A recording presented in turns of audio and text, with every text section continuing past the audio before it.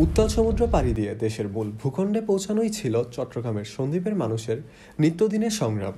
সেই সন্দ্বীপ থেকে এবার ছুটবে বাস, ছুটবে ঢাকা চট্টগ্রাম মহাসড়কে।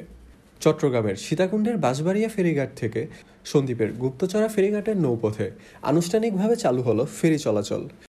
ফেরি সার্ভিস চালুর মধ্য দিয়ে সন্দ্বীপের যাত্রীবাহী ও মালবাহী যানবাহন চলাচলও শুরু হয়েছে।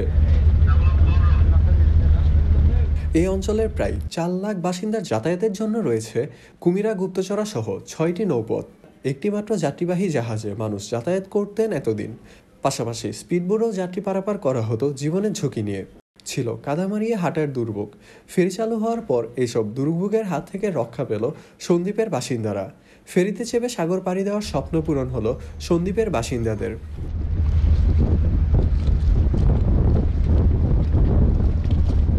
সীতাকুণ্ডের বাঁশবাড়িয়া ঘাটে বিআরটিসি বাসের উদ্বোধন করেন সড়ক পরিবহন ও সেতু মন্ত্রণালয়ের উপদেষ্টা মুহাম্মদ ফাউজুল কবির খান।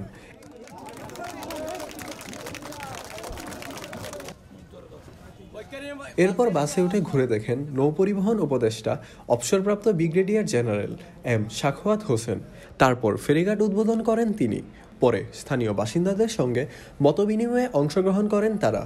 খানিক পর উপদেষ্টারা সীতাকুণ্ড থেকে ফেরিতে করে সন্দ্বীপের গুপ্তচরা ঘাটে পৌঁছান। এ সময় স্থানীয় বাসিন্দারা তাদের স্বাগতম জানান। ফেরি থেকে নেমে গুপ্তচরা ঘাটের নামফলক উন্মোচন করেন উপদেষ্টা এম সাখাওয়াত হোসেন।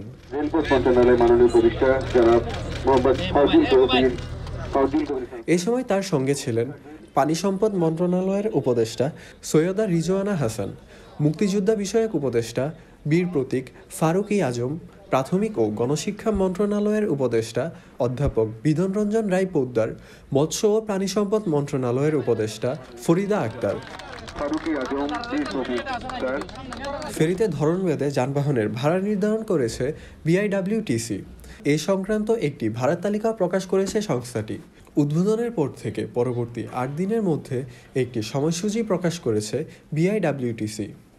কর্মকর্তারা বলেছেন, আপাতত 31 মার্চ পর্যন্ত ফেরির সময়সূচি দেওয়া হয়েছে। এরপর আবহাওয়া ভালো থাকা সাপেক্ষে ফেরি চালানো কিংবা বর্ষাকালীন সময় পর্যন্ত বন্ধ হয়ে যাবে। সময়সূচি অনুযায়ী উদ্বোধনের প্রথম 3 দিন উভয় দিক থেকে 2বার করে ফেরি চলাচল করবে।